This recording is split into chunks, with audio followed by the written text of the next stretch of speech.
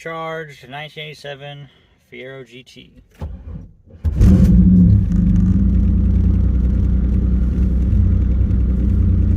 Hasn't been driven for a little while. I haven't been here for 2 weeks.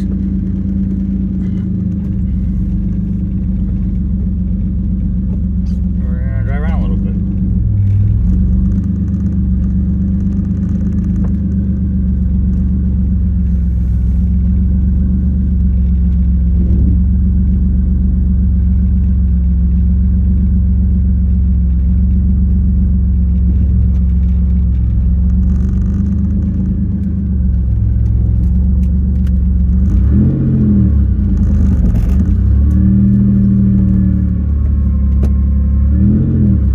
Shifter's still really stiff. I'm not entirely sure why it's so stiff.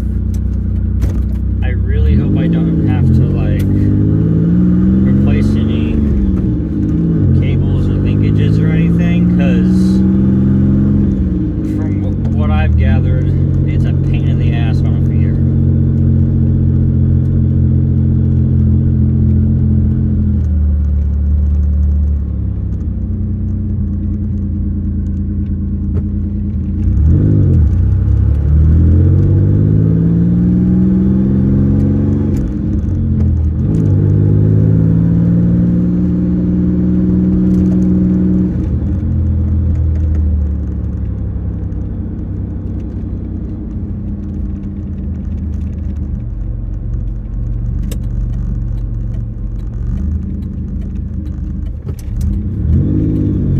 I'm still a firm believer that if you ever want a cheap sports car, and you don't want anything like too crazy, something even pretty easy to work on at the end of the day. There's a lot of swaps you can do if they're not fast enough with the factory 2.8. They're fun cars. You can find them in manual.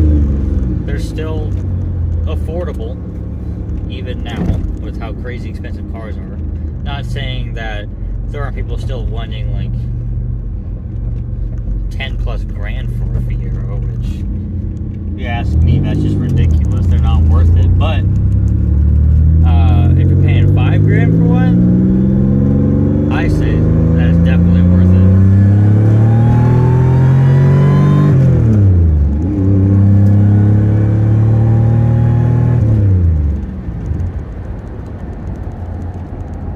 Especially if it's supercharged.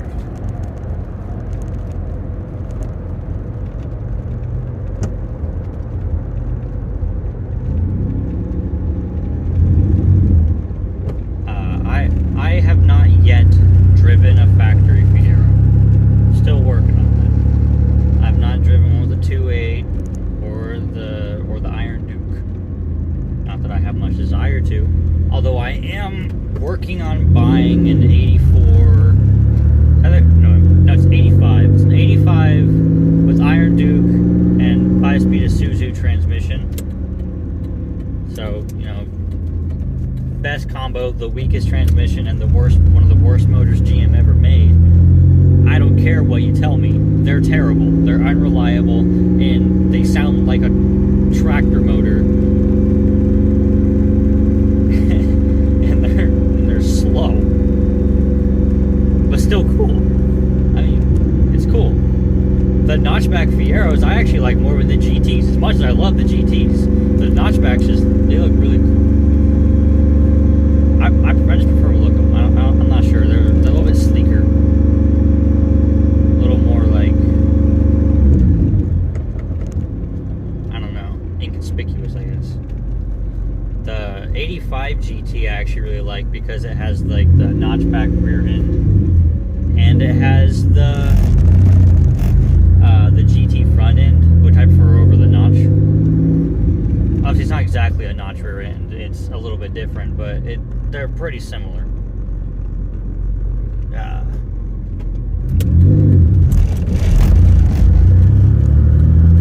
Right now, the car is probably only running on about 60% power. Still haven't gotten a box for the cold air intake, so it's just kind of regular intake. It's not really doing the car is untuned. It's technically tuned. It has a driving tune that Chris from SWA Motorsports put on it, which means it's running enough to drive and have fun with a little bit. But as you can see, it falls off right at the top. Like it doesn't keep it doesn't keep like a steady power or torque curve. It just kind of goes and then it falls off a little bit. And then it also has the factory 3.8 pulley. The 3.8 pulley. I need to find a 3.4 pulley. I tried to buy one from ZZ Performance, but something happened and they canceled my order. Very sad. Because the 3.4 pulley actually is better for the car than a 3.8 pulley. It runs better because the motor's not being choked out because it's pushing a 5,000 pound car. I don't know how much the Grand Prix actually weighs, probably only like 4,000 pounds, but yeah.